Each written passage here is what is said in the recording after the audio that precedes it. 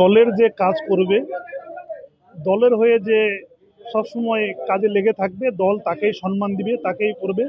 তো আজকে আমি আমাদের দলনেত্রী মমতা বন্দ্যোপাধ্যায়, আমাদের সাধারণ সম্পাদক অভিষেক বন্দ্যোপাধ্যায়, আমাদের জেলার অভিভাবক কানাইলাল আগরওয়ালকে আমি অসংখ্য ধন্যবাদ দিব যে আমাদের ব্লক প্রেসিডেন্ট জাকির হোসেনকে পুনরায় আবার দায়িত্ব দেওয়ার জন্য।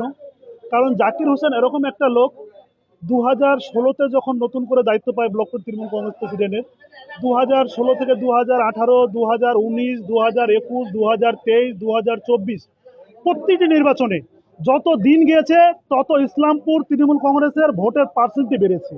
তো 24-এ যা পার্সেন্টই দিয়েছে, 2026-এ যে নির্বাচন আছে বিধানসভা নির্বাচন, আমরা চেষ্টা করব সবাই মিলে জাকির হোসেনের নেতৃত্বে যেন আমরা জেলার মধ্যে সেরা আছি, যেন আমরা সেরা থাকতে পারি। জাকির হোসেনের দায়িত্ব সবসময় বেশি এই জন্য থাকে যে ইসলামপুর ব্লকের 2টা গ্রাম পঞ্চায়েত লোকসভা দার্জিলিংয়ে থাকে, বাকি 11টা গ্রাম পঞ্চায়েত লোকসভা রায়গঞ্জে থাকে। 26-এ যখন বিধানসভা নির্বাচন তখন আবার 2টা গ্রাম পঞ্চায়েত চপড়া বিধানসভায় থাকবে, 11টা গ্রাম পঞ্চায়েত ইসলামপুর বিধানসভায় থাকবে। 2টা গ্রাম পঞ্চায়েতে চপড়া বিধানসভায় আছে, সেটা চপড়া বিধানসভার মধ্যে সেরা লিড দেয়। এই 11টা গ্রাম পঞ্চায়েত যখন ইসলামপুর বিধানসভা থাকবে সেটাও জেলার মধ্যে সেরা হবে। আমরা জাকির হোসেন কানাইলালের নেতৃত্বে সবসময় সঙ্গে আছি, আমরা একজোট এক হয়ে আছি। আমরা 2026 আবার প্রমাণ করব যে আমরা তৃণমূল কংগ্রেসটাকে কিভাবে শক্তিশালী করতে হয়, সেটা আমরা জাকির হোসেনের নেতৃত্বে শিখেছি।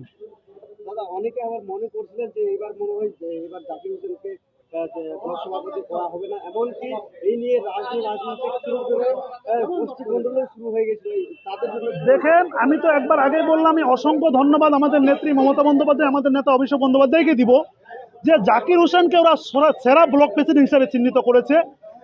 11 তারিখে যে মিটিং ছিল সেই মিটিংয়ে আলোচনা হয়েছে যে সেরা লিড দিয়েছে উত্তর দিনাজপুরের মধ্যে ইসলামপুর ব্লকের প্রেসিডেন্ট নিয়ে কোনো আলোচনাই হবে না, পুনরায় দায়িত্ব দিয়েছে।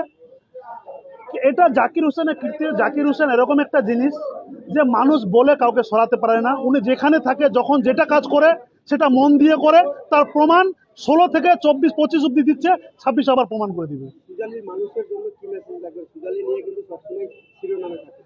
দেখেন, সুজালি গোবিন্দপুর 2টা গ্রাম পঞ্চায়েত চপড়া বিধানসভা হলেও ইসলামপুর ব্লকের মধ্যেই থাকে।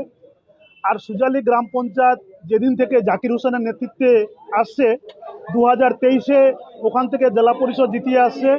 2024-এ সবচেয়ে জেলার মধ্যে 98টা গ্রাম পঞ্চায়েতের মধ্যে বেশি লিড সুজালি গ্রাম পঞ্চায়েত দিচ্ছে। জাকির হোসেনের নেতৃত্বে সুজালি গ্রাম পঞ্চায়েত আছে, থাকবে, ভবিষ্যতে আরও ভালো রেজাল্ট করবে। আর সুজালি গ্রাম পঞ্চায়েত মানুষকে বলবো আমি, আপনারা জাকির হোসেনের নেতৃত্বে থাকুন, এলাকার শান্তি শৃঙ্খলা বজায় রাখুন।